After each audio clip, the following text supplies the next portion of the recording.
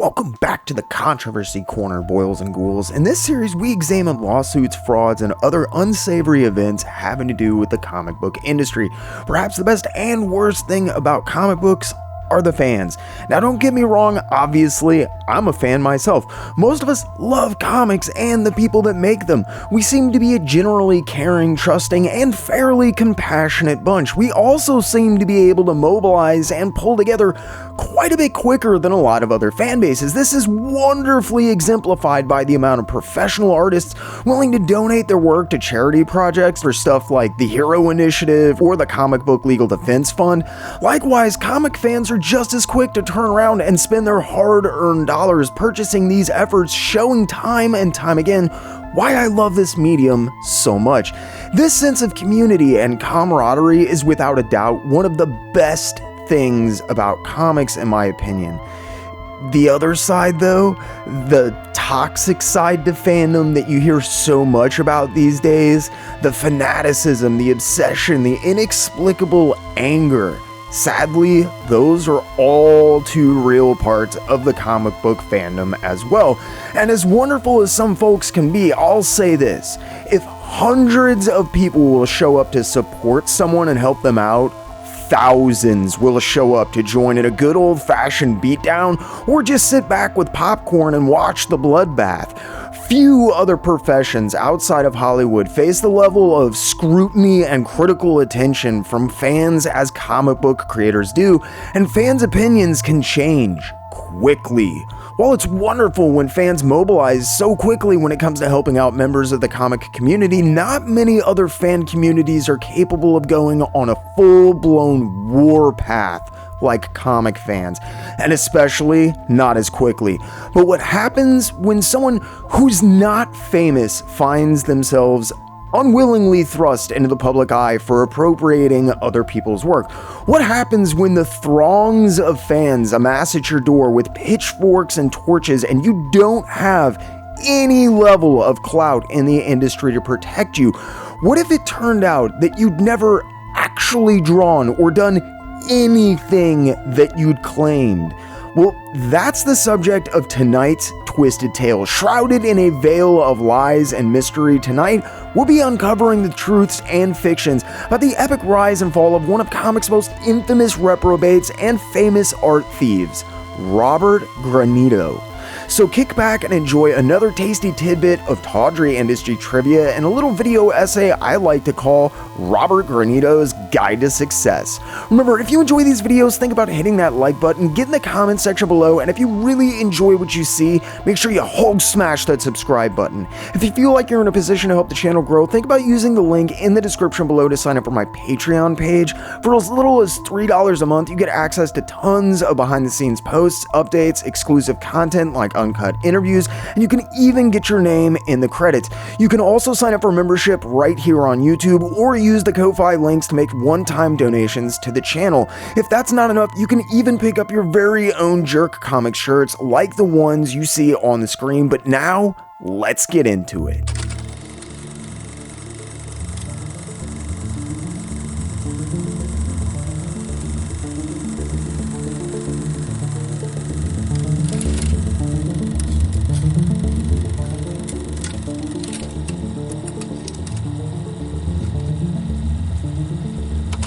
Now, to explain why all of this went down the way that it did, you need just a tiny bit of backstory here.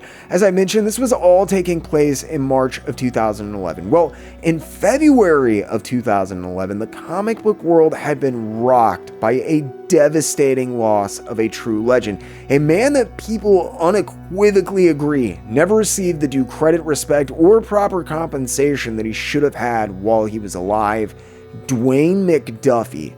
I would normally go on a 30-minute speech rant about McDuffie and how important he was, how much he changed the industry, and how utterly abused by the system he appears to have been. But I'm not going to do that here. To try and boil down what Dwayne McDuffie did for the comic book industry in anything less than a documentary like the one that I did for Sam Keith and the Max wouldn't just be doing him an injustice. It would be denying all of you some of the greatest and most pivotal moments in modern comic book history. Yes, I think he was that important. McDuffie was incredibly instrumental in a number of moves made by professional comic book artists during the 90s that resulted in both his greatest accomplishments in the medium and his greatest defeats as well. Despite being well respected by his peers, it seems that the suits that ran the companies he was working for in many cases had a very different opinion of Dwayne McDuffie. McDuffie faced innumerable incidents of inexplicable censorship, had clash after clash with editorial over what feels like should have been fairly mundane circumstances, and was refused work time and time again as a result. If he's as talented as I'm claiming, though, why would anyone not want to hire Dwayne McDuffie? And no, it wasn't because he was just difficult to work with or anything like that. This goes much deeper, in my opinion. The real reason that Dwayne McDuffie kept running into problems with his employers was his willingness to break kayfabe. McDuffie was in some cases painfully open and honest with fans about nearly any facet of his work or career that they might be curious and inquire about. One of the few prominent African-American creators in comic books, McDuffie often spoke about the abhorrent ways that anyone of non-white descent was treated in comics, from the writing down to the coloring of their skin. He discussed clashes with editorial over stories, and even spoke of having his covers changed without his consent for what I will politely refer to here as absolutely ludicrous reasons. While the fact he had shared these trials and tribulations fairly openly continuously earned him credit with both other professionals, many of whom learned a great deal from his open and frank discussions of what was transpiring behind the stage curtains, it also engendered a great deal of devotion and respect from his fans. For fans of Dwayne McDuffie, there was a very palpable sense that you weren't just a fan of his work or his characters, you were a fan of Dwayne McDuffie. Growing increasingly resistant to the stories and characters that he wanted to create and talk about, Dwayne McDuffie attempted to parlay his favor with fans in a bold move that would effectively destroy any hope he would ever have at making it with the Major 2 in the future. In 1993, during the height of the speculators boom and just following Image storming onto the scene, Dwayne McDuffie and three friends, Dennis Cowan, Michael Davis, and Derek T. Dingle, started their own company, Milestone Media. The company was created as a way to showcase characters who weren't just white male teenagers, because McDuffie and his fellow founders felt that minorities were both under and misrepresented in comic books. They'd initially managed to get a distribution deal through DC and hung on for a few years, publishing a number of extremely interesting titles, in my opinion. Milestone clung to life until the end of 1996, when they were finally forced to begin not only abandoning plans for upcoming titles, but by the beginning of 1997, despite the fact that Static Shock had an award-winning animated series spun off from it, Milestone ceased publication of comics entirely by the start of 1998, leaving many titles hanging in mid-story. Due largely to the success of the Static Shock cartoon, rather than entirely shutter the doors, Milestone instead became more of a housing project for development deals than anything else. While sales were dropping across the board, most people in the comic industry simply refused to believe that this dip in sales was due to a glut in new titles, any gimmicks, reader or character fatigue, or in fact due to anything but a quirk in the numbers. There was a unilateral move to paint Milestone out as a failing company because their characters were, quote, only aimed at African American audiences. This would be an ongoing discussion as the company continued to implode, despite the fact that even the largest and most well-respected and established of titles and publishers were struggling more and more as the 90s came to a close as well. Due largely to the perceptions and inferences made about Milestone during the life of the publisher, McDuffie had a number of run-ins with editorial concerning what I feel like are really arbitrary things, or they should have been. McDuffie seems to have also felt this way and appears to have become increasingly vocal about stuff like having the cover to Static 25 altered. And for anyone unfamiliar with the Static cover in question here, McDuffie was told that his cover is, quote, too sexual to be published. It does show an unopened condom on a bed, but honestly, looking at the way the female body was, and in many cases still is portrayed, it wasn't hard to understand why Dwayne McDuffie felt singled out, or in turn, how these feelings led to his increasing openness about the comic book industry and the inherent systematic problems in the outmoded publishing system he was being forced to deal with. Sadly, it seems that Dwayne McDuffie was so open about his creative process and what was going on after a Laying in the Gutters article was published by Bleeding Cool collecting McDuffie's posts about the series from the DC discussion boards. DC summarily dismissed him from Justice League of America, which he'd been writing for several years at that point in the middle of a story arc. It wasn't technically the last thing he did for comics, but it became clear that DC editorial, and it feels like a number of other people, really had it out for McDuffie and took great offense to having the details of their clashes with the writer made public to anyone willing to read McDuffie's numerous posts outlining what he had encountered while working on the title. While his career in comics was constantly being stymied, thankfully McDuffie had managed to earn a very successful place for himself in animation. By the time DC gave him the boot from Justice League in 2009 for airing their dirty laundry, McDuffie was already involved with the wildly popular show Ben 10, as well as several others. From there, he'd actually moved over to being one of the main people responsible for stewarding the DC animated universe, which Bruce Timm had finally decided to move on from nearly a decade after the launch of Batman the Animated Series. McDuffie had worked for several years on the Justice League and Justice League Unlimited cartoons before managing to get back into comics on the aforementioned Justice League title, as well as a lengthy stint as a writer on Fantastic Four from 2006 to 2008. After years of struggling to do something with the characters and universes that they'd created during the interim, McDuffie did a final piece for 2010, Milestone Forever.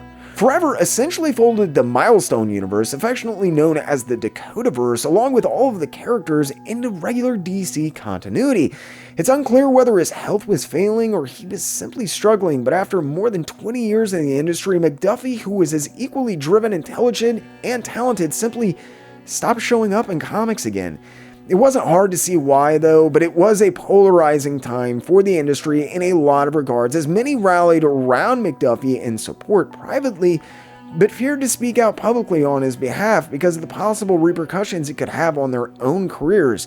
I don't want to paint McDuffie out to be some sort of agenda-pushing psychopath, or even a radical for that matter, or even imply that he was difficult to work with because of his beliefs. Nothing could be further from the truth from all of my reading and research. It is undeniable that Dwayne McDuffie was bringing up stuff and discussing things with fans and in interviews which made DC and Marvel very uncomfortable, however, and this was leading to mounting problems with McDuffie and the industry as a whole. After his removal from the Justice League title, essentially without warning or provocation, McDuffie's comic career seemed to be in real question. Doing what he'd done before, McDuffie simply fell back on his work in the animation field rather than compromise or bow to anyone. It was this kind of behavior, his absolute refusal to be anyone's whipping boy or tell anything but the stories that he wanted to tell and how he wanted to tell them, that were leading to such mounting difficulties for him. They were, however, also the thing that most of us fans respected the most about McDuffie, and one of the reasons many people foolish enough to try and smack talk McDuffie found themselves on the wrong end of the stick. McDuffie set to work on 3 animated adaptations that DC had in the works, completing work on all 3, although he would only live to see one released. If emotions weren't running high enough following McDuffie's dismissal from Justice League one day after his 49th birthday on February 21st, 2011, Dwayne McDuffie went in for emergency heart surgery. He never woke up. The industry was devastated, and the day after he died, McDuffie's animated adaptation of All-Star Superman was released. While that release was far too long, and I don't think has a special credit for McDuffie, Justice League Doom, one of the other projects he managed to finish before his death, included a 40-minute long documentary, A League of One, the Dwayne McDuffie story, which is not only a must-watch for fans, but also has been thankfully uploaded to YouTube by Warner Brothers Media, which you can watch for free. I'll make sure to stick a link to that in the description below, but as many problems as McDuffie had with DC Comics, Warner Media and the animated universe seemed to be just the opposite. On top of this short animated documentary, there was even a bar introduced in the then ongoing Green Lantern animated series called McDuffie's. He spent more than 2 decades toiling in the trenches of the industry. He gained an enormous amount of favor with younger fans due to his work on the numerous animated series he'd been involved with, basically helming the animated DC universe once Tim and Dini had left, as well as the multiple award-winning Static Shock animated series, which had single-handedly managed to keep Milestone's universe of characters relevant to fans for years, and in the process had made more friends in the industry than I could ever begin to recount here. McDuffie is truly one of the few guys that you just don't hear badmouthed by anyone. Everyone seems to have loved the guy, even the editors that gave him such a hard time while he was around. McDuffie was such a magnanimous personality. Even if you didn't see eye to eye with the guy, you couldn't help but like and respect him. Among these many friends, yep, you guessed it, Ethan Van Sciver and Mark Waid. For years, there had been talk of merging the Milestone and DC universes, and with Milestone forever, the door was wide open for the characters to finally move back into a spotlight they had been so egregiously denied in the past. With McDuffie's death, there was reported infighting between those that were left, including McDuffie's widow, fellow animator extraordinaire Charlotte Fullerton, however. Because of this and other factors, including the fact that DC was getting cold feet about the whole thing, without McDuffie's name to attach to the project, the Milestone relaunch was once again being put on the back burner.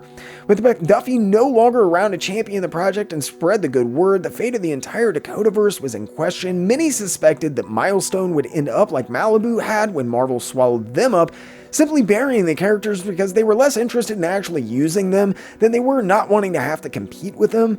The rights and what was going to happen with Milestone was entirely up in the air. DC was backing out of the relaunch, and there were eventual allegations of non-payment made, culminating in a lawsuit brought against multiple parties involved with Milestone and DC by McDuffie's widow. In short, things were getting ugly. Perhaps most disturbing to those of us that were longtime fans of McDuffie's, it seemed that these antics and arguments might overshadow the news of the man's actual passing, which was an egregious thought to many of us. With his name in the forefront of the news, emotions running high because of Milestone's unclear fate, the lawsuits brewing on the horizon, and McDuffie's absolutely tragic passing, things were about to reach a boiling point when they intersected with our little tale about Robert Granito, and I'm sure you can see where I'm going with this by now. That's right, apparently at some point or another, Robert Granito had been foolish enough during one of these rants about all the work he'd supposedly done in the industry to drop Dwayne McDuffie's name as one of the countless people he'd worked and collaborated with. While Rob Granito had obviously made this claim about a number of other people and even blatantly claiming to have done work other people were publicly credited with, such as Liam Williams' Batman stamp, none of them were as emotionally charged subject as Dwayne McDuffie was. He died only a month prior, and Robert Granito was now using his name as part of his resume in an attempt to sell more of his unlicensed and blatantly stolen art. This wasn't just the name of some random superstar artist or creator anymore. This was the name of a dead man who wasn't around to set the record straight, a man who had been constantly stymied and underappreciated during his lifetime, a man who was just starting to finally get a modicum of the respect due to him, but only after his death. A galvanizing figure who was managing to unite much of comics community. Apparently, when Ethan Van Sciver heard that Granito was using McDuffie's name and reputation to pad his own pockets, he was done. Van Sciver, knowing that Waid had as much respect for McDuffie as he did, marched over to Waid's table, explained what was going on. Before anyone really knew what was happening, the two were headed directly for Granito's table loaded for bear and full of venom. There's actually a short video clip of the two men standing in front of Granito's table during some part of this altercation. You can't hear much of what's being said, but you can slowly hear one man's voice escalating as the conversation continues. While Van Sciver appears to have been the instigator in this situation, having previously confronted and mocked Granito to his face at the same convention only days prior, and then subsequently having collected Waid and taken him to Granito's table, Mark Waid was definitely the one who ended up going off on Rob Granito. Waid told him in no uncertain terms to keep Dwayne McDuffie, his friend's name, out of his mouth. Although Waid said in a Facebook post later, quote, "Don't give me too much credit for the Coast SmackDown, folks. It's just when I heard that he'd tried to capitalize off of Dwayne's death, that was the last straw for me." He continued, however, quote, "I saw red and stormed over with Ethan. We were both livid. I told Fraud Boy in no uncertain terms that I will personally contact every convention there is and warn them not to give him a table if they ever want to see me or my friends there, ever." From this wording, it's clear that Van Sciver is the one who brought this to his attention, though, and this had sent him over the edge. Wade told Granito that he knew he was lying, that he'd never worked with, for, or collaborated with Dwayne McDuffie, and that might have been it. Wade might have left it at that and just professionally tried to sort stuff out. Unfortunately, Rob Granito felt compelled to try and either explain or defend himself to Van Sciver and Wade. Granito just couldn't keep his mouth shut, and this moment, this little tiny back and forth, this is what probably ended up sinking Robert Granito's entire life as he knew it up to that point. When he tried to interrupt with an explanation, Wade straight up told him, quote, "I also screamed at him when he said, well, truthfully, that he is not allowed to use that word ever, ever. That word means nothing coming from him. I believe my exact end quote 2 hours before the show closed was, make your money here because this is your last convention. Do you understand me? This is your last show." That's right. I was so pissed, I unilaterally appointed myself sheriff of all Comic Cons. I think my favorite moment was when this kid said to Ethan after lying when asked if he'd actually claimed to have worked with Dwayne, a claim he absolutely made, "I just considered him a friend, same as I considered you a friend." And Ethan growled, "Let's make this clear. I am not your friend." Wade would later summarize the event in a perfect fashion, in my opinion, frankly stating, quote, "Hey Granito, when you get comics' loudest left-wing hippie freak and loudest right-wing Nazi to join forces on your ass, you have f***ed up." Wade wasn't lying either. It was no small task to get two such diametrically opposed individuals so upset that they literally forgot how much they disliked each other in order to join forces and take you down a peg. If Wade and Van Sciver's righteous anger hadn't been enough to put him in his place, the growing number of other industry professionals calling for Granito to be barred and removed from conventions certainly should have been. There was a massive online petition signed by thousands of people calling for his being barred from conventions. Both Shocker and Wizard World had already chosen to do so following his confrontation with Wade and Van Sciver at MegaCon. Granito, however, it seems did not get the message and stay down. Following having his chops publicly busted at MegaCon by Ethan Van Sciver and Mark Waid, Granito finally began to let up on his relentless claims of working on a, quote, upcoming Batman series with Jay Didillo.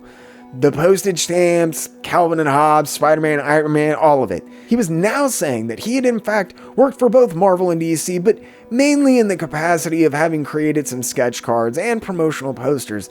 This may in fact be true, especially considering how Granito had spoken publicly in interviews prior to this and his rise to internet infamy about having a bunch of Marvel Masterpiece cards rejected. In what was legitimately the only piece of what appears to be original Robert Granito art, Collaring Duran managed to uncover one of these absolutely hideous rejected Marvel Masterpiece cards after having gone undercover and infiltrating one of his websites. With all of the crap he pulled in the past, all the stories he told, all the art he'd stole, mentioning Dwayne McDuffie was the beginning of an increasingly ugly tale, which would lead Robert Granito down some very unpleasant paths very shortly. It had been less than a month since Bleeding Cool had run the initial article exposing the world of Rob Granito, and he was already being officially banned by Wizard World from any future appearances. He was the butt of more jokes than you can even imagine, and there was even a thriving Facebook group, Rob Granito is a Fraud, which was boasting more than 3,000 members less than a month after its creation. To this point, though, it had been a rather cut and dry story. Man steals art, man makes insane claims, people discover he's lying, people confront him, man says more dumb things. It began to get weird when people started uncovering Granito's real life, though. They quickly discovered he had 2 children and a wife that seemed to be very supportive and involved in his career at that. It was pretty clear that the family was dependent on Granito's income to a large degree, and this started to have some unintended consequences on both sides. Some professionals actually began taking to the internet, begging people to just forget about Rob Granito, to let it go and move on. While that might sound weird after the huge stink they raised about him in the weeks prior, there was two main reasons for this. One, no one wanted to see Robert Granito be humanized. The more you learn about him as a person and stop seeing him as simply another cog in a wheel designed to drain and take advantage of actual artists, the less effective the moralistic side of this story became. If you were forced to understand that this was a guy, a rather unintelligent guy at that, who seemed to be borderline illiterate from his posts, and that's not me poking fun or making a joke, he seems to have a very tenuous grasp on the English language, to say the least, you weren't going to see him as another faceless Hydra villain. Then he was a person. That was problematic in so much as it was much harder to write off another person as it is some faceless villain you really don't know anything about. The second, and I personally believe much more prevalent thought among many professionals, was the long-standing repercussions that Granito's actions could have on their own print and commission work at conventions. While professional comic book artists obviously weren't worried about the people who actually drew their work showing up and taking them to task for it, as they'd actually made it themselves, what I mean is that many people feared that the heat and attention Robert Granito was bringing to this little discussed yet widely acknowledged market of art that operates in a sort of legal gray area would eventually draw the ire of the higher-ups at Marvel and or DC, forcing their hands into drastic action. There have been talks for years about how Marvel and DC were going to storm Artist's Alley across the nation at some point or another and start taking people to task for all the unlicensed merchandise and commissions they were selling.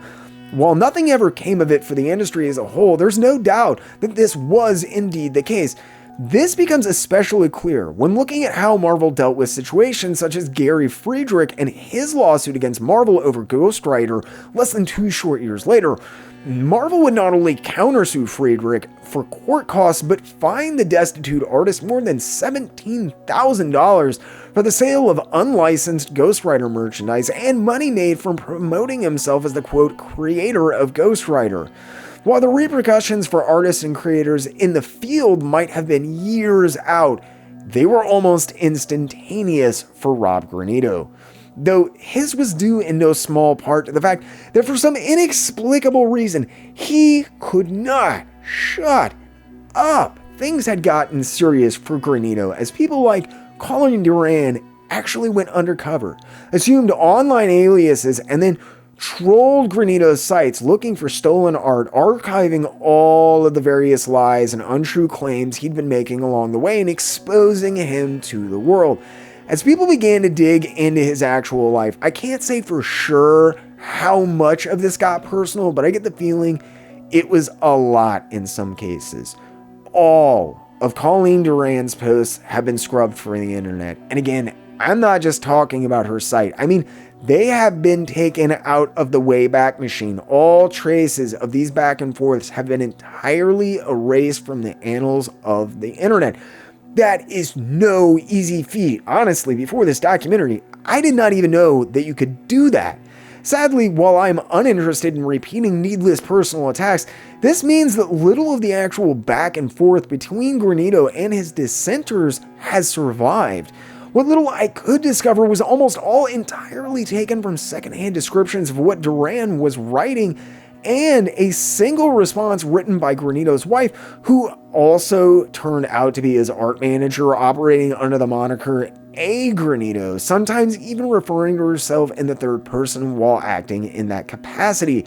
While little still remains, the response from Allison Granito to an article that Duran wrote about Rob Granito reveals just how vitriolic the entire situation was getting. The article was apparently titled, quote, "Everything that comes out of Rob Granito's mouth smells of and cheese doodles." While the title leaves little to the imagination, it explicitly revealed that the claims made by Granito, especially those of having worked on the Batman in the Animated Series directly under Bruce Timm, were obvious fabrications. Apparently, though, the article went a little bit farther than simply pointing out the falsities in his resume. However, at one point, Granito was compared to, quote, "a psychopathic stalker," according to an offended response letter issued by Allison Granito not long after.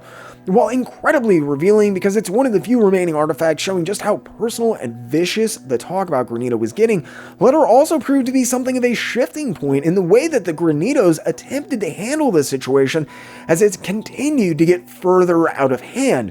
The letter went on to state that while Granito was guilty of stealing art, not only had he admitted this, he was taking responsibility for his actions and should therefore be afforded another chance. Allison Granito argued that a man shouldn't be condemned for a single mistake, especially when he was going out of his way to make amends for it. She ended the response letter by saying that the real reason that Colleen Duran felt the need to so viciously slander her husband's name was because of all the major news outlets talking about Robert Granito, not Colleen Duran. He might have been infamous, but the way that Allison and Rob Granito saw it, you couldn't spell infamous without famous. From this point on, rather than try to explain himself or even apologize or make things right, the Granitos would instead attempt to embrace the any publicity is good publicity mantra for the most part. This entire situation with Colleen Duran made it abundantly clear that the husband and wife, Rob and Allison, were working in tandem together and had been since the beginning, and as she began to take a more and more active role while things continued to get nasty for them, Allison began attempting to turn the wood chipper that was ripping her husband apart into a positive, using the expansive spread of Granito's name and face to their advantage.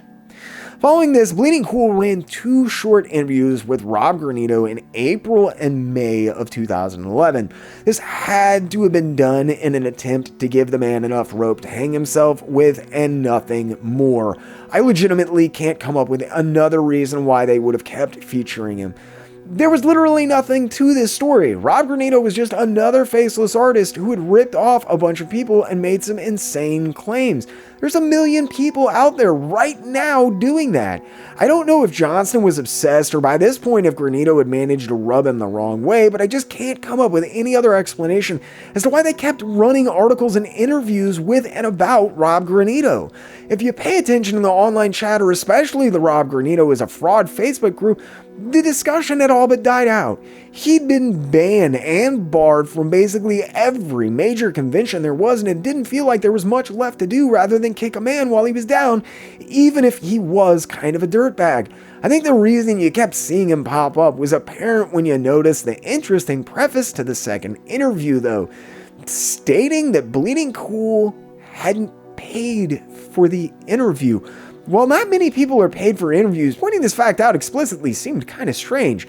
The reasons for this will become clear shortly, but that detail was quickly eclipsed by the way that Granito tried to cover his tracks and repaint the claims he'd made in the past this time around. While people were plenty about stuff like his claims of having worked on Batman the Animated Series, and there was still a fair amount of outrage having to do with the Calvin and Hobbes painting as well, it was when he was asked about his claims about Dwayne McDuffie that I personally knew things were never going to end well for Rob Granito. It didn't matter if he had a guardian angel who'd kept him alive this long, the evidence was damning, and there was no coming back from what he was about to say. Saddest of all to me is the insensitive nature with which Granito spoke about Dwayne McDuffie, honestly. He unrepentantly drags his name and legacy through the mud, and I was legitimately aghast when I read the 2 following interviews with Bleeding Cool where he addressed this situation regarding Dwayne McDuffie publicly for the first time. Rich Johnston asks Granito point blank about his claims about Dwayne McDuffie, actually quoting Kurt Busiek, who by this time had caught wind and was none too happy about the claim either apparently. Granito explained, quote, "Okay, I'm very glad you asked that one. I did work with Dwayne McDuffie. At least I considered it working with him because he gave me pointers. I'll tell you the story. A couple of years ago at a con, I was doing a fan sketches, and one fan asked for a sketch of Luke Cage, so I was like, cool, and I started but didn't really like it and decided to start a new one. So I ripped the other one up, and Dwayne McDuffie was going around the floor, and I had met him before, so he came up to look over my shoulder to see what I was doing. You know, friendly and stuff. So he sees me doing this Luke Cage, and he started giving me advice because he told me, this was such an important character to him from when he was a kid. And I was really getting off on it, you know, because Dwayne McDuffie was such an influence on all of us. And it was so creative and so cool. We were just riffing on it together like a real collaboration. Dwayne was telling me all these little subtle things like more gangsta in the character's expression, and telling me how Luke Cage was from the streets, so he had to have this certain look in his eyes. I could tell he really enjoyed it, and it was one of the best pieces I've drawn. I wish I had kept it. Actually, Dwayne told me that was good, so he wished he had it, and of course now I regret not giving it to him. But that experience is one of my best memories, and one I'm always gonna cherish, you know? That to me was working with Dwayne McDuffie, because he guided me, and all I said was it was a pleasure working with him. I didn't say we did that one show together or something, so I don't get it. I mean, nobody can prove that didn't happen, you know? Cringeworthy, right? Yeah, well, just wait for it. Kurt Busiek caught wind of this entire thing, like I said, and absolutely eviscerated Granito, saying, quote, "The idea that Dwayne McDuffie told someone to draw Luke Cage more, quote, gangsta is funny all by itself." And by funny, I mean an utter lie. Dwayne McDuffie didn't have a lot of love for Luke Cage, and the fact he'd used a word such as gangsta in a positive fashion strikes people who actually knew Dwayne as most unlike the man.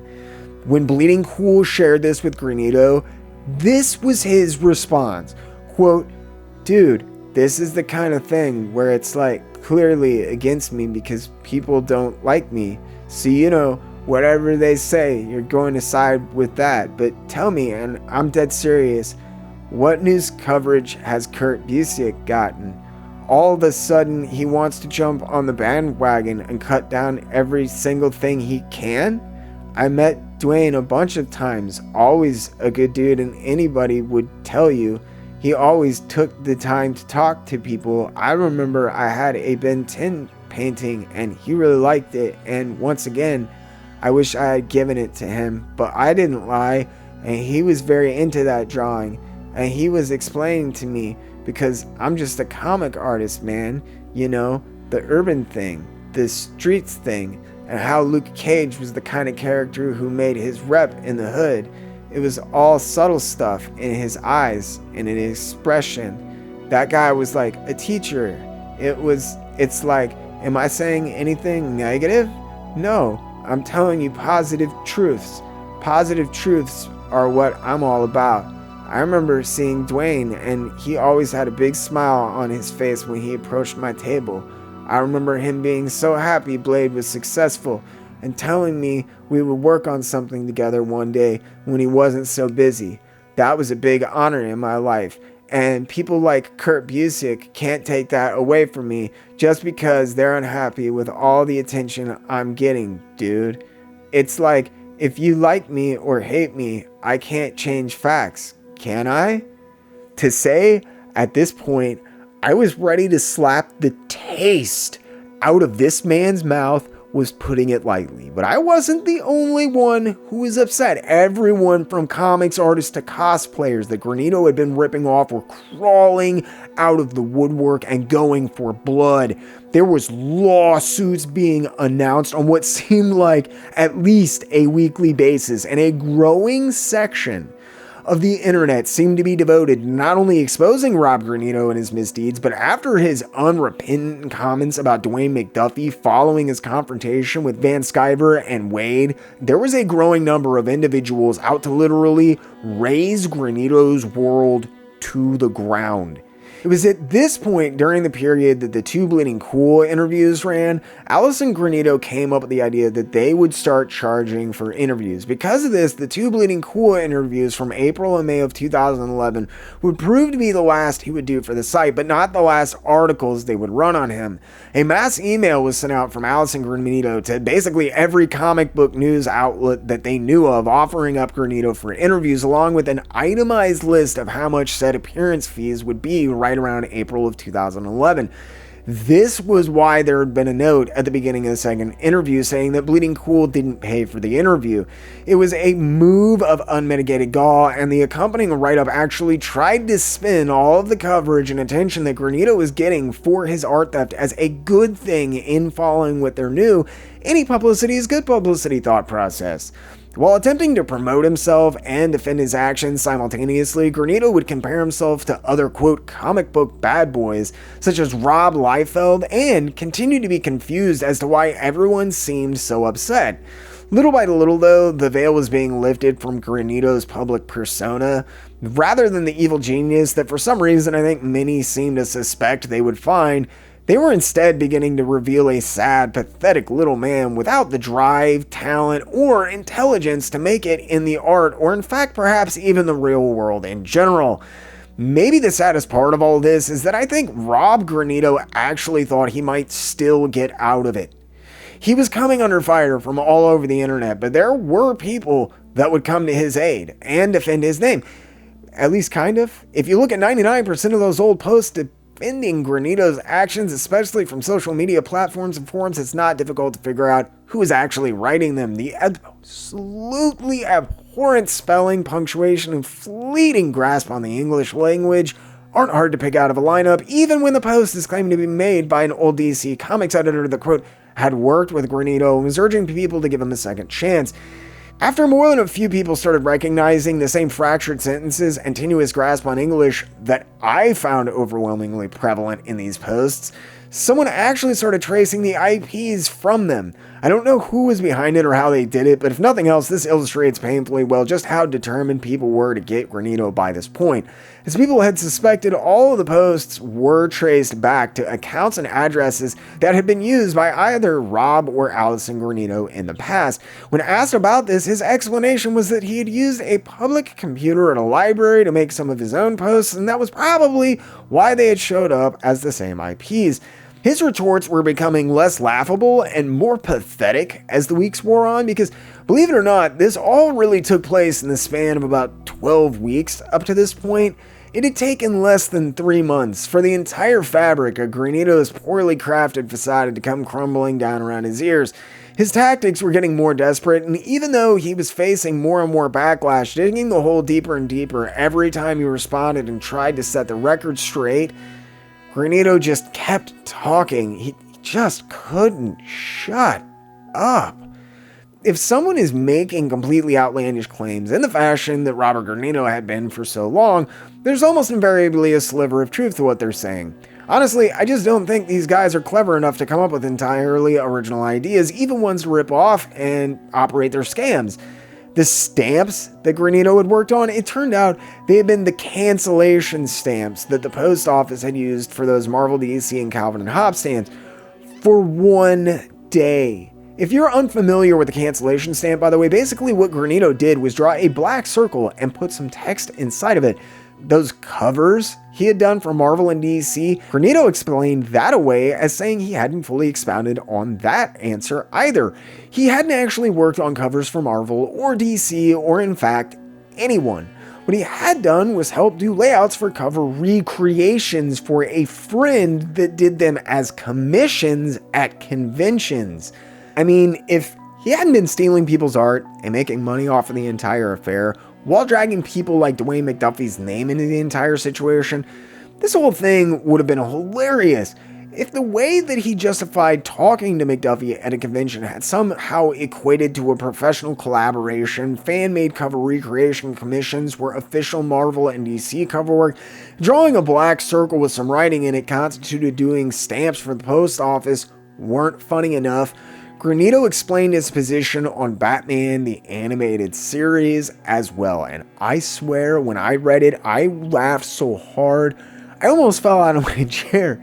He actually said that because he worked for a Warner Brothers gallery store, he felt like he worked with Bruce Timm because he was helping, quote, preserve his style and that level of quality. It was like listening to a crazy person talk. You wanted to walk away and stop listening, but Granito's life was turning into a car wreck. No matter how much you wanted to, it was almost impossible to look away. In the same interview where he leveled about all of this, trying to, quote, set the record straight, he was also asked about working with legendary comic book artist Dick Ayers. After at least coming clean about some of the major stuff he'd lied about in the past, it was like he couldn't help himself. I do feel like the question was a kind of bait that Johnston put out there just to see if Granito would take it, and he did. While Granito would mumble qualifications about how Ayers probably, quote, didn't remember him or maybe didn't know he was working on it, Granito seemingly took the bait and still said he was working on a book with Dick Ayers, which for the record he obviously was not, and Rich Johnston made sure to contact Ayers and his estate and put that in the article. While it seems few people took him up on his offer paying for an interview, things got very messy and very confusing by May of 2011 when truly legendary conman Josh Hoops came onto the scene. Now, Josh Hoops is a video all his own, and honestly, even though a lot of you have asked about Rob Granito, given how infamous he became, a Josh Hoops documentary would make Jeff Beckett Jr. look like an underachiever. While he's been connected with a host of alleged illegal and unsavory activities, if you Google Hoops' name, two main schemes reappear over and over again. The first is the tried and true lightbox scam. Get an image of a sketch or a lesser known piece of art by a famous artist, toss it on a lightbox, trace it up, and voila, you got a piece of original art from whoever. Hoops has been implicated time and time again in trafficking in sketches and other, quote, original art of rather dubious nature. While he's managed to pocket a fair sum off of this over the years utilizing the tracing method, there's another scam that Hoops has been consistently involved with, which I think has proven to not only be much more profitable, but is much darker in my opinion. The basic premise of his most profitable racket goes like this. Hoops allegedly tracks down an upstart, independent, or self-publishing entity looking to put out comics. He then offers to produce art for their project and sends them samples of what many assume are his original pieces. In reality, these images have been traced or replicated from other places. This isn't the nasty part, though. When asked for a quote, Hoops allegedly provides an unbelievably low page rate, in essence making an offer the publisher can't refuse given the quality of his samples. Then, instead of even going through the trouble of tracing or ripping off other people's art, which would require a lot of work, Hoops does the almost unthinkable. Hoops allegedly approaches independent artists and offers them a much higher page rate, which will of course be paid on completion of the project. Hoops then collects the original art, delivers it to the publisher, collects his page rate from them, and disappears like a thief in the night. The publishers are left believing that they've paid the artist for the pages, and the artists are left thinking that they've been stiffed by the publishers. According to many accounts, Hoops has been so persistent and successful and been doing it for so long, he's allegedly scammed hundreds of thousands of dollars from both publishers and artists. Yeah, like I said, if you think Jeff Beckett Jr. or Rob Granito are dirty, you're not digging deep enough. They're just the ones dumb enough to open their mouths and try to defend what they're doing. Josh Hoops is on another level. He's not just a con man or a common thief or a fly-by-night tracer like Robert Granito or Jeff Beckett. Hoops is smart. He's allegedly worked, perfected, and executed scams on levels that most people would never have the balls to even conceive of, and he's gotten away with it. While guys like Bleeding Cool were legit running weekly articles chronicling what he was up to, Josh Hoops operated with near impunity, and as far as I know, even though it was reported to the authorities on at least one occasion, has never been charged with anything relating to these alleged schemes. Hoops was never stupid enough to engage, though. He didn't answer emails or try to defend himself. Every time an alias or identity was uncovered and made public, he would just switch it up and disappear back into the nameless posts on DeviantArt waiting for another victim. Allegedly, of course. We're talking about a man who successfully assumed the identities of the likes of Arthur Adams and posed as multiple art managers at one time, managing to con even established publishers like Tokyo Pop. Like I said, ugly stuff allegedly. This dude was operating on a completely other level, entirely out of his league, but with nowhere to turn. Rob Granito wandered into the maw of a true shark when he got involved with Josh Hoops in or around May of 2011. Initially, it was announced that Rob Granito would be teaming with Josh Hoops to release a series of self-published books.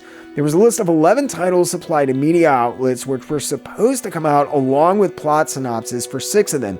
It was at this point you might assume that Bleeding Cool Rich Johnston moved in for the kill, taking the opportunity to absolutely crucify Granito for becoming involved with one of the most prominent well-known conmen in the industry, making fun of his supposed plots.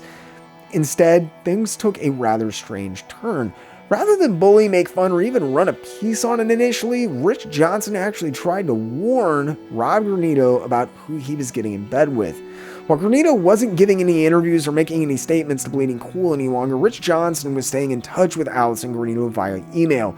I don't know if this was done to try and mine information for further articles, but I get the feeling at some point or another, Johnston started to almost feel bad about what was going on with Rob Granito. His name had literally become a verb used to describe stealing someone's work and playing it off as your own. Now granted, what he did was absolutely heinous, and he shouldn't have been allowed to continue what he was doing, but Granito was being eaten alive. He had a wife and 2 kids. By this point, at least from my research, given that his wife was his art manager, his artwork had been the sole income for the family for more than a decade and a half, and this wasn't some small-time operation like I had assumed when I first read about it and saw pictures of him in small conventions and other photos circa 2006 and 2007. By 2011, when he was finally being taken to task, he'd actually had assistants who were working multiple conventions for him. Rob Granito wasn't getting rich, I don't think, but he was successful enough at what he was doing. He wasn't even going to shows in person anymore in some cases. This had all changed when Johnson and Bleeding Cool ran the article, and Granito subsequently had his little run-in with Van Sciver and Wade at MegaCon. Now Allison and Rob Granito were convinced that while the rest of the world is out to get him, Josh Hoops was going to save them. He, of all people, understood what it was like to be unfairly accused and persecuted. As I said, Johnston and Bleeding Cool were running weekly updates on Josh Hoops, and as much contempt as he might have had for Granito, I think Rich Johnston disliked Hoops more and didn't want to see him take advantage of anyone else, even if that anyone was Rob Granito. By May of 2011, there had been so many people who found out that the art they bought had been ripped off. There was a deluge of people who were charging back or contesting their payments on PayPal that Granito's business account had been frozen. As bad as it might sound, given that his art was the family's sole income, ironically, this is probably the only thing that kept Granito from being absolutely taken to the cleaner himself. See, during the back and forths with Allison Granito, Rich Johnston discovered that Rob Granito was trying to make it as a comic book artist across the pond in the UK. The couple assumed that they were far enough removed from the American comic book industry, they would be relatively unaware of his infamous background. While it's unclear if he himself introduced this idea, Josh Hoops had subsequently convinced Allison and Rob Granito that in the UK, editors and publishers didn't accept unsolicited material, that you had to pay to have your work reviewed. Johnston repeatedly tried to warn Rob Granito and Allison Granito that Hoops was lying and what he was up to, but there was no talking to them. Allison was convinced that Hoops was on the level, and given what Bleeding Cool had put them through, I can't blame her for being skeptical that Johnston had their best interests at heart, and he might not have. He might have just hated Josh Hoops that much, but it doesn't really matter. What's important is that he was legitimately trying to keep them from getting entirely cleaned out by a true con man. Still, I do find it funny the only reason their PayPal account hadn't been drained by Hoops was because it was completely locked due to the ongoing problems arising from the Bleeding Cool article written by the very guy trying to warn them about the other scam artists that they were dealing and getting involved with. I mean, you just can't make this stuff up. While there were supposed synopses for the comics, when asked about the comic line with Hoops, by then being called Bad Boy Comics, Granito eventually revealed that self-publishing maybe wasn't the right term. In fact, they weren't actually going to make any comics, at least not yet. Bad Boy, or Granito more specifically, were going to create prints of the original characters and some design art for the series, sell that, and then either use that money to fund the line or ideally get a publisher interested. Given that he was barred for life by nearly every single major convention in the US and just how infamous his name and face was getting by this point, though, I don't think this all played out quite how the Granitos hoped. Honestly though, given the type of stuff that Hoops had been allegedly involved with over the years, this could have gotten really ugly for Rob Granito really quickly. Likely because his name faded out of the headlines and the fact that his PayPal account was locked for God only knows how long as people continued to discover who they'd bought art from and smurfed PayPal demanding their money back. It seems Hoops eventually lost interest and kind of just faded out of the equation. And Hoops wasn't alone. Around this time, a mere 3 months after the story had broken, virtually no one was covering anything about the story. Discussions on the Facebook group had gone cold, and just as quickly as Bleeding Cool had turned him into a verb and a household name, with his wife's plan of cashing in on his newfound internet fame utterly failing, Rob Granito was fading out of the public eye and back into utter obscurity once more. By June of 2011, it felt like the story of Rob Granito had pretty much played out. It had been a much longer shelf life than a lot of people had anticipated, actually, and honestly, a lot of people were just as happy to see it all come to an end. If he stuck around too much longer, some people felt like Rob Granito might actually be able to elicit enough support or sympathy that he might actually be able to return to what he had been doing, or worse yet, somehow sneak his way into the comic industry. Others feared the unwanted attention he was drawing on the subject of prints and commissions in Artist's Alley. The Rob Granito is a Fraud Facebook page had reached nearly 4,500 members, but rather than bashing on Granito, people were starting to use the group as a way to try and get their own work out there and connect with other professionals who might be on the board, as much as to have any kind of meaningful discussion about the situation. Though, I mean, honestly, I don't know what kind of meaningful conversation anyone ever hoped to actually have about all of this. The whole thing just seems like it was a perfect storm. Granito was no different than 1,000 other nameless art thieves still operating with impunity at shows while this all went down. And even now, when I record this more than a decade later, overnight he'd become a poster child for an endemic that the industry had been facing but was well aware of for years. People probably would have moved on even faster, but Rob Granito just couldn't shut up. After dodging the bullet with Hoops, you would have hoped he'd have learned his lesson. Instead, as if he had somehow been wrongfully maligned in such a way that it had profoundly emotionally affected him, Granito released, wait for it, a music video. If you're sitting there thinking, oh God, this is going to be bad, you're right. The music video was not only terrible, Don't judge him. Don't judge him. but it took all of 2 days for the comments section on the video to land Granito in even more hot water. The song, Don't Judge Him, was painful, but that wasn't the bad part. In the comments section, Granito was asked about what he was currently working on. In one of his responses, he said, quote, another new title from the group at Bad Boy Comics is Myth World, which we will look into licenses to movies and video gamers. Myth World has the half-people, half-tiger guardians, which protect the earth from shadow demons, even if they're hiding the dark secret. Look for our next press releases on the cool website soon. The problem was, by this time, there were plenty of people watching what he was up to and just waiting for the next line. Unbelievably, not only did it turn out that this idea was unoriginal, but the guy who called him out about it, William Cash, was an ardent and outspoken critic of Rob Granito. Cash had in fact spearheaded at least one of the several extremely successful campaigns to have him banned from any major conventions. Even more unbelievably, it was Cash's idea. Cash responded to Granito's comment saying, quote, Myth World, really? As a flagrant violation of copyright laws, I am now on the phone with my attorney. I own the rights to the story you have, quote, created from my property.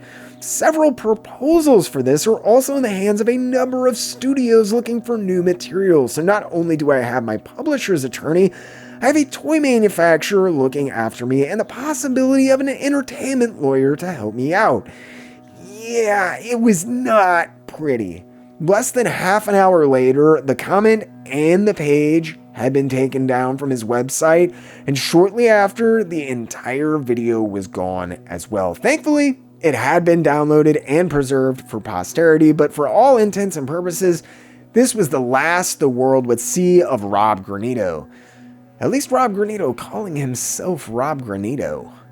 Absolutely exiled from the convention circuit, but left with what had to be a mountain of prints and probably not armed with the best set of skills to go out and get a job, Granito took to the internet once again, even if no one noticed at first.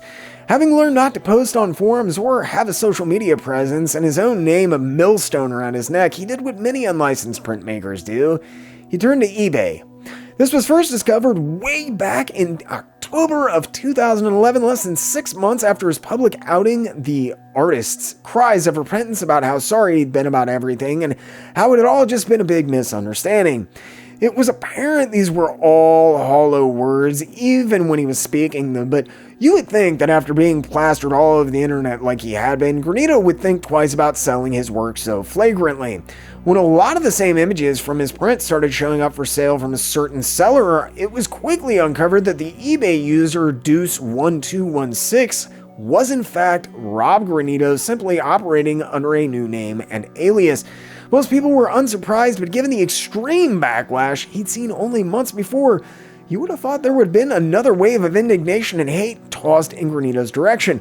By this time, though, Granito had become more of a joke than a villain in this entire piece. The only mention of his return was covered by Bleeding Cool, who actually seemed to run the story as more of a joke than any indictment on the man.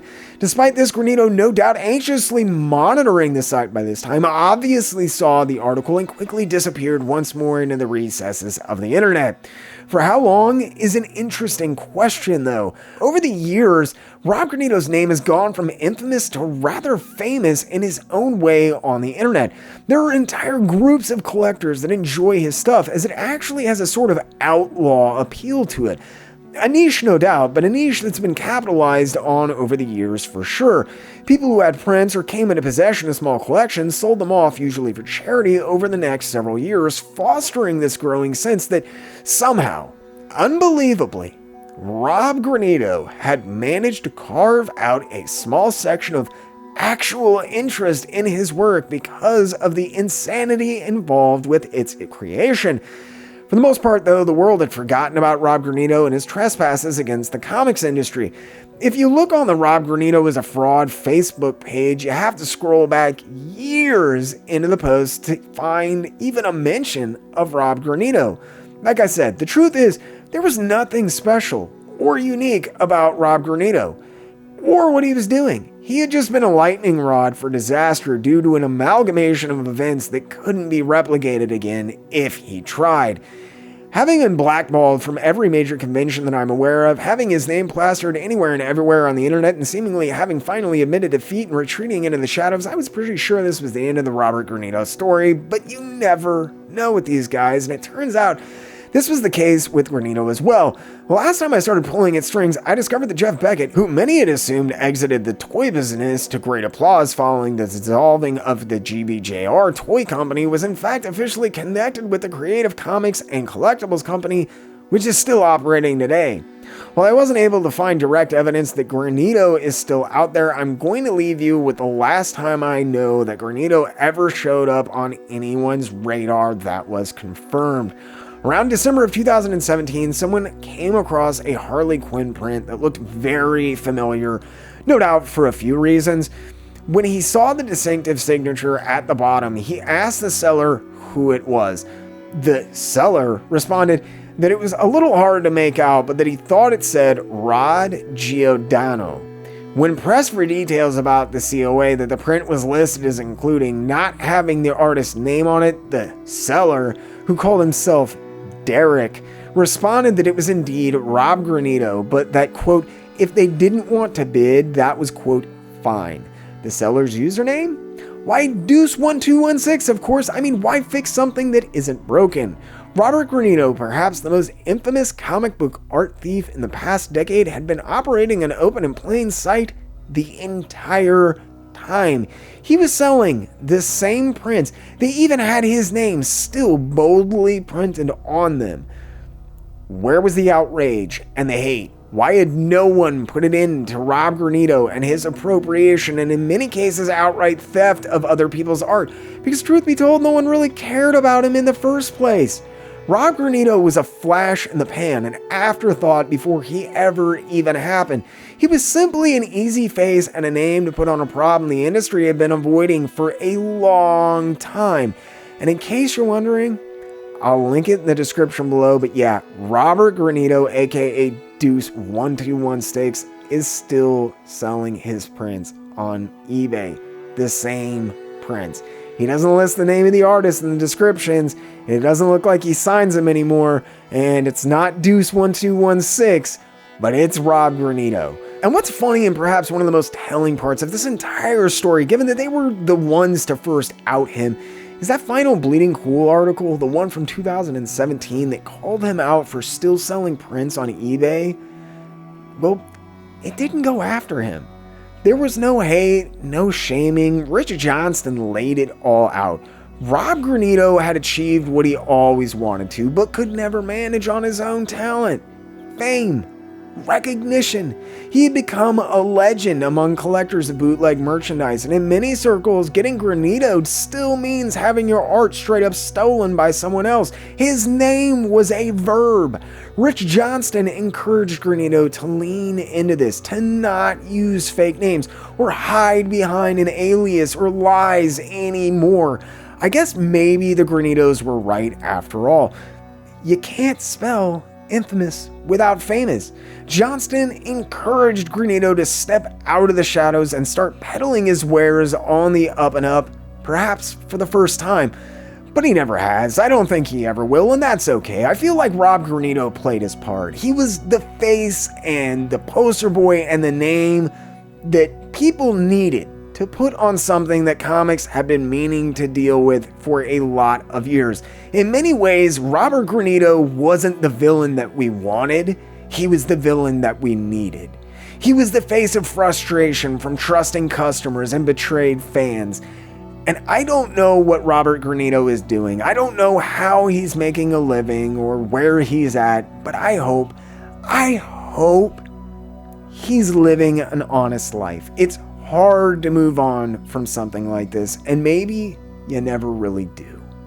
Thanks so much for sticking with me. I hope you all enjoyed, maybe you learned something. If you did enjoy what you saw, make sure you hit that like button. Think about getting in the comments section below and letting me know if you really enjoyed what you saw. Make sure you Hulk smash the subscribe button. If you do that, make sure you ding the little notification bell so you never miss another video or premiere again. If you feel like you're in a position to help the channel grow, think about using the link in the description below to sign up for my Patreon page.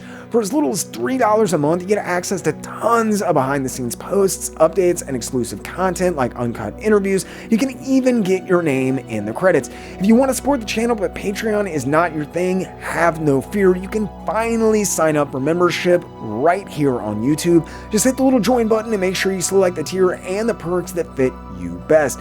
If that's not enough, you can also make one-time donations towards specific goals or just hit the channel using the Ko-Fi link in the description below. You can even pick up your very own Jerk comic shirts like the ones you see on the screen now. As always, this video was brought to you by the Jerk Broadcasting Service, as well as generous grants from the Patreon, Ko-Fi, and YouTube members you see on the screen now. I seriously want to thank every single one of you that supports the channel and helps make these videos possible. I really hope the quality and content is getting better, and I can't wait to see where this next year takes us with your continued support. I am going to make this what I do. Thank you all again for helping this crazy dream of mine become a reality and for sticking with me. I hope you all enjoyed, maybe even learned something. And as always, I really, truly, honestly ask only two things. Keep hitting those local shops and keep reading comics.